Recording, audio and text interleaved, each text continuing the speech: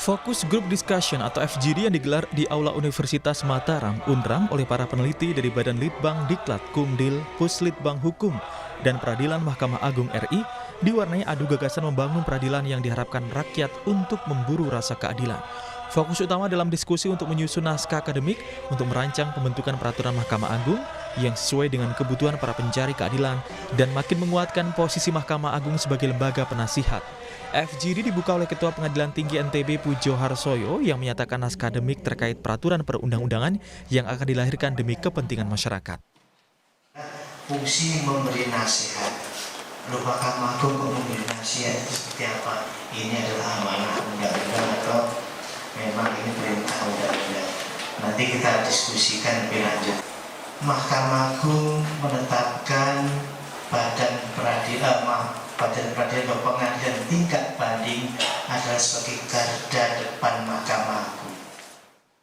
Ketua Tim Peneliti Puslitbang MA sekaligus Hakim Pengadilan Tata Usaha Negara Teguh Satya Bakti mengatakan FGD yang dilakukan sangat penting untuk menghimpun pendapat para pakar dan akademisi termasuk hakim dalam melahirkan kekuatan hukum nasihat Mahkamah Agung.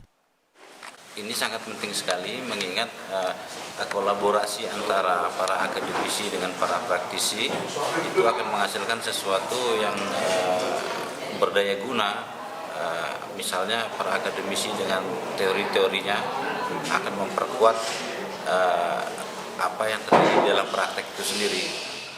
Akademisi Universitas Mataram yang juga anggota tim peneliti Puslitbang MA, Widodo Dwi Putro mengatakan, kini ada ancaman kecerdasan buatan atau AI bisa saja menggantikan peran hakim dalam mengeluarkan fatwa atau nasihat-nasihatnya.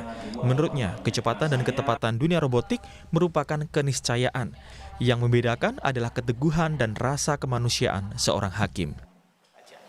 Nah, tetapi apakah pertanyaannya masa depan para ahli hukum digantikan oleh para robot?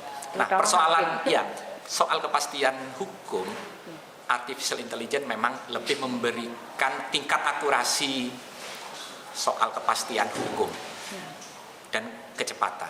Tetapi persoalan hukum bukan hanya soal kepastian, tetapi di situ pergulatan antara kepastian, keadilan, dan kemanfaatan.